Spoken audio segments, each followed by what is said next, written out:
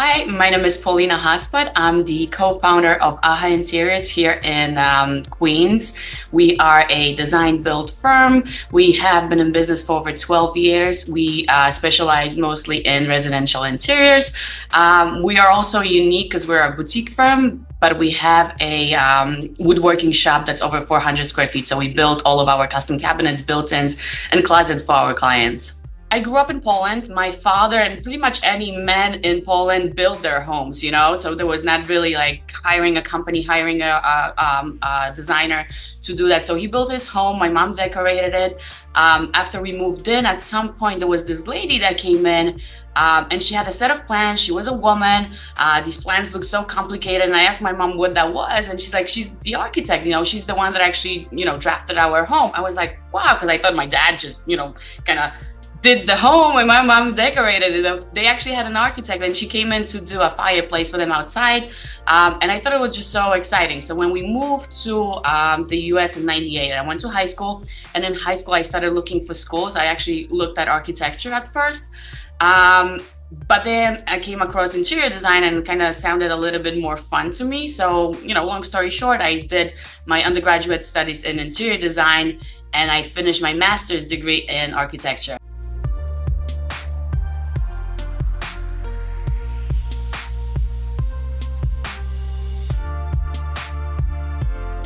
We've opened as a strictly cabinetry shop. We were doing custom cabinets, closets. I was doing shop drawings. He and the team were fabricating it. And then I think 2 years in, we started doing a little bit better. We wanted, we started thinking, maybe we can do design builds where we can actually demo the kitchens and build them as opposed to just, doing the cabinets. So that's when my dad also jumped over and came to us and started helping us with the construction side of the business. Pros of working with the family is that you can trust them. If you have a good family, like my business partner Albert, like my mom who does our accounting, like my dad that works in the construction part of it, you can trust them more than anyone they can ever hire. They always have your best interest at heart. I don't have my husband working with me and my brother-in-law, my sister is not working with us. So there's not a completely full family. I think it would be hard if my husband was working with me. Believe it or not, a lot of people think that Albert is my husband, but no, we're brother. He's my brother-in-law. So I think there's more positives than negatives of working with your family. Typical projects are Manhattan and Brooklyn, really. We've had some projects in Queens, but I feel like smaller contractors grab those projects a lot quicker for whatever reason, although we were based in Queens. But we had some exciting. We had a penthouse in Forest Hills.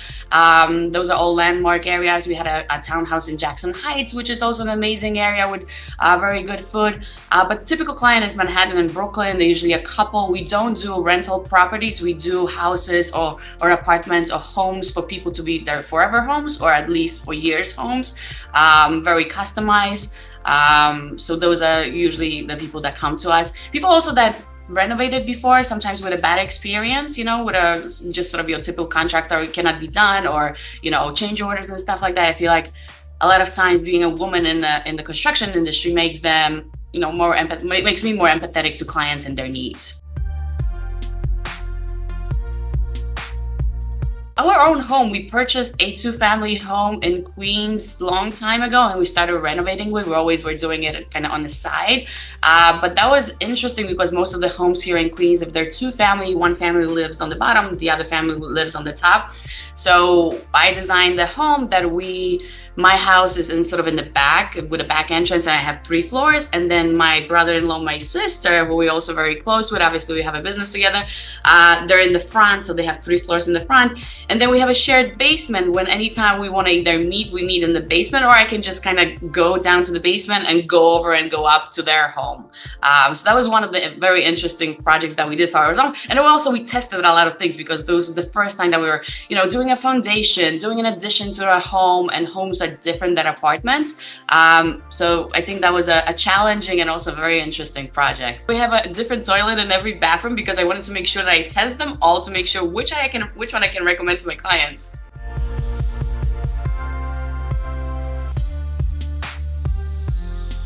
from the beginning, I was the person to do it all. I learned QuickBooks. I did our payroll in the beginning. I did accounting before my mom came over and she started doing all of that.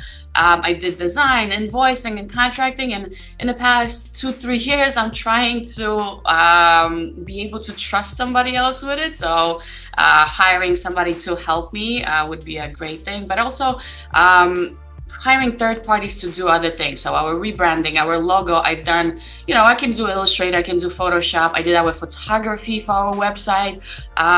So changes now are hiring a photographer, hiring a branding company, which we did already, that does our website, that does our social media. All of that, I think I'm learning that it's okay to let other people help you, that it doesn't have to be all you. We constantly have to educate clients about costs.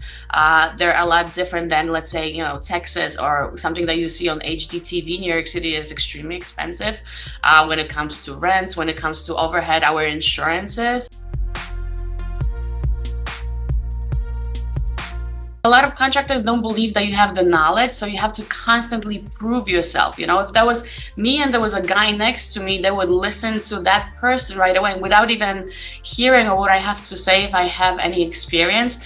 So constantly proving myself. But I went to job site, I learned from my father, I learned from my brother-in-law, constantly learning to overcome that. I know what I'm talking about, and you constantly have to know what you're talking about.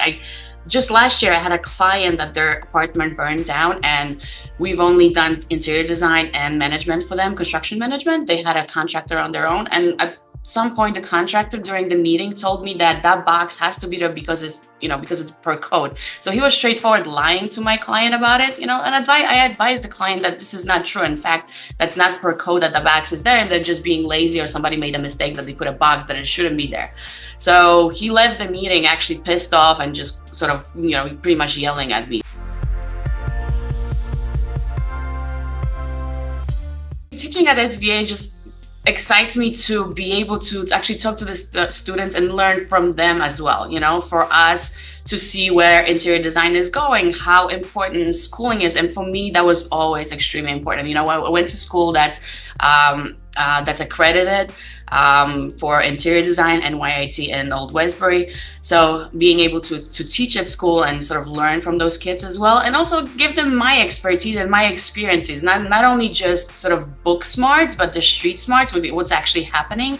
I take them on my job sites, I introduce them to contractors so they have an early experience of how it is to be an interior designer on a job site, not in the computer, not in the this little our 3D world, but actually dealing with other people, because it's all about collaborations in this field.